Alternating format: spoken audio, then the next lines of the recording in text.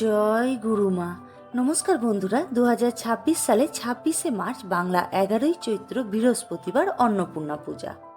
অন্নপূর্ণা পূজা দেবী অন্নপূর্ণাকে উৎসর্গীকৃত এবং এটি চৈত্র মাসে পালিত হয়। চৈত্র নবরাত্রির অষ্টম দিনে পড়ে এবং পূর্বাঞ্চলে বাসন্তী পূজারও একটি অংশ। বিশ্বাস করা হয় যে কাশীতে ভগবান শিব দেবী পার্বতীর কাছ থেকে ভিক্ষা পাত্রে আহার গ্রহণ করছেন। জ্ঞান লাভের জন্য পুষ্টি প্রয়োজন। দেবী অন্নপূর্ণা আমাদের লালন করেন এবং আত্ম উপলব্ধির জন্য প্রস্তুত করেন। সকল জীবের কল্যাণের জন্য অন্নপূর্ণা পূজা পালন করা হয়। এই দিনে কোনো ব্রত বা উপবাস করা হয় না, কারণ দেবী অন্নপূর্ণা হলেন খাদ্যের দেবী এবং তিনি চান তার সকল সন্তানরা পরিতৃপ্ত থাকুক। এই ব্রত পালন করে দীর্ঘায়ু, লক্ষ্মী এবং শ্রেষ্ঠ সন্তান লাভ হয়। অন্নপূর্ণা ব্রতের প্রভাবে মানুষ কখনো পুত্র, পৌত্র এবং ধন সম্পদ থেকে বিচ্ছিন্ন হন না। যে বাড়িতে অন্নপূর্ণা ব্রতের ঘটনা ঘটে, মাতা অন্নপূর্ণা সেই বাড়ি কখনো ত্যাগ করেন না।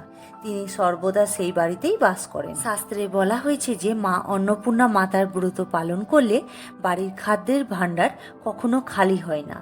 যারা এই ব্রত পালন করেন তাদের শ্রী লক্ষ্মী চিরকাল বিরাজ করেন। তার লক্ষ্মী শ্রী কখনো বিনষ্ট হয় না, খাদ্যের কোনো সংকট হয় না এবং তাদের বংশধরও বিনষ্ট হয় না।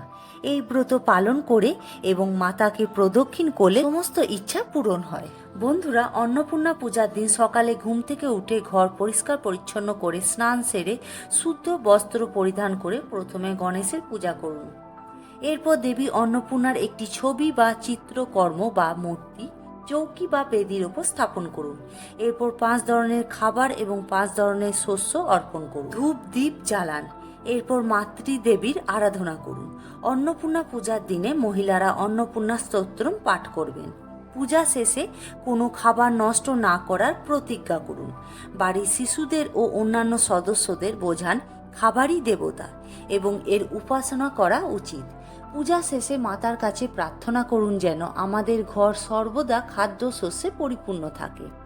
মা অন্নপূর্ণা আমাদের এবং সমগ্র পরিবার ও সকল প্রাণীর ওপর তাঁর আশীর্বাদ বর্ষণ করুন। এই দিনে সম্ভব হলে নিজের সাধ্যমতো খাদ্য দান করুন এবং অভাবীদের খাওয়ান। জয় মা অন্নপূর্ণা। তো বন্ধুরা, আজকের ভিডিওটি এই পর্যন্ত। ভিডিওটি ভালো লাগলে লাইক, শেয়ার, কমেন্ট করে সাবস্ক্রাইব করতে ভুলবেন না। আগামী দিনে এমন ভিডিও দেখার জন্য চ্যানেলের পাশে থাকুন। ধন্যবাদ।